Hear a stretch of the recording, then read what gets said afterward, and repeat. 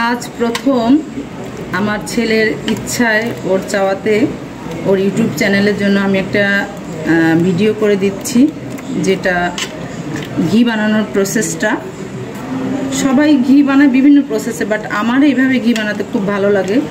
এটা আমার কাছে খুব ইজি মনে হয়। আমি 10 দিন পর পর এটা আমার পরিবারের জন্য সবসময় আমি তৈরি করি। যাই হোক, প্রথমে যেটা করেছি সেটা যদিও দেখায়নি। 10 দিনের ঘি শরটা আমি উঠিয়ে রেখেছিলাম ফ্রিজে। এটা আমি এখন ব্লেন্ডারে দিয়ে জল দিয়ে ব্লেন্ড করে নিয়েছি। তারপরে ঠান্ডা পানির জলের ভিতরে আমি এটা ছেড়ে দিয়েছি, শর্ট বাটাটা মানে ব্লেন্ড করা শর্টটা। তারপর আমি এটাকে চটকে চটকে এখান থেকে মাখন তুলছি। 2-3 বার ওয়াশ করেও এটা করা যায়, এই পাল্টে ইয়েটা। তো আমি একবারেই করবো, 2-3 বার করবো না। এই যে এখন এই যে মাখনটা এই ইসের পরে ভেসে আছে, এটা এই হলো মাখন হয়ে গেছে।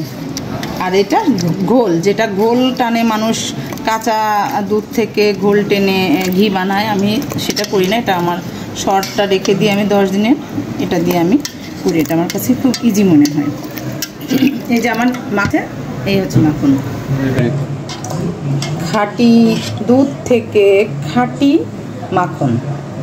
এখন এই মাখনটাকে আমি জাল দিব। জাল দিয়ে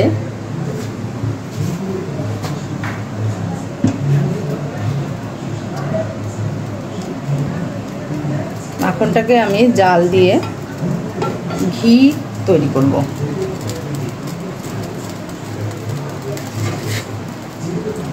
যদিও কড়াইটা এখনো গরম হয়নি।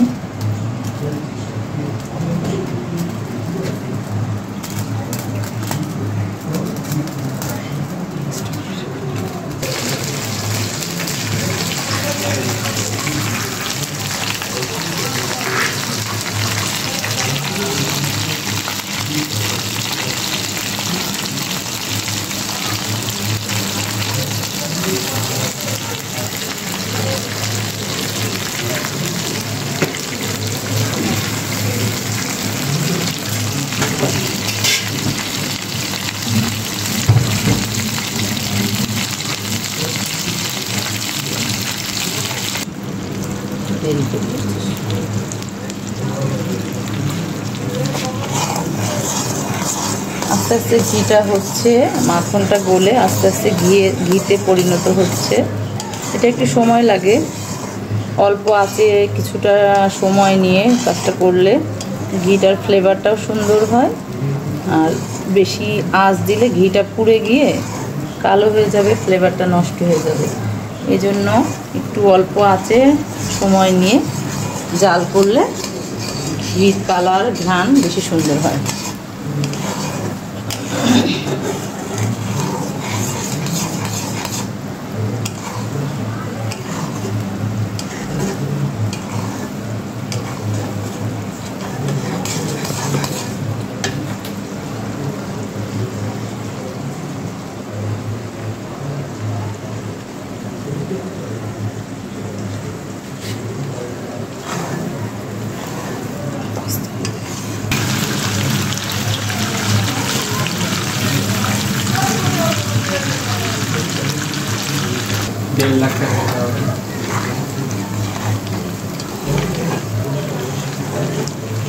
এই তো প্রায় হয়ে গেল।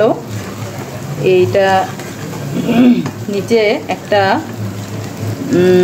সরের মতো, একটা পোড়া সরের মতো একটা আস্তরণ পড়বে।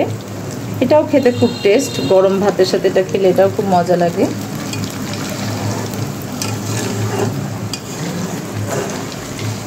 নিচে যেটা পড়বে এটা আমরা এখনই খেয়ে ফেলবো, আর এইটা কিছুদিন রেখে খেতে পারবো। একটু অল্প আছে সময় নিয়ে একটু নাড়তে হবে, ঘন ঘন 10 মিনিট কমপক্ষে জাল দিতে হবে।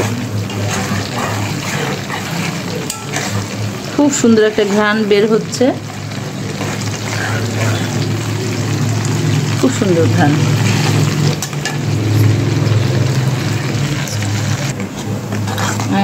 তৈরি হয়ে গেছে ঘি। দাও, অলমোস্ট ঘি তৈরি হয়ে গেছে।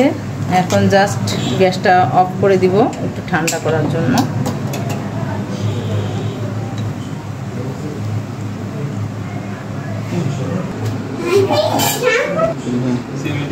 এবার ঘিটা তৈরি হয়ে গেছে, আমি এখন একটা ছাঁকনি দিয়ে এটাকে ছেঁকে নিব।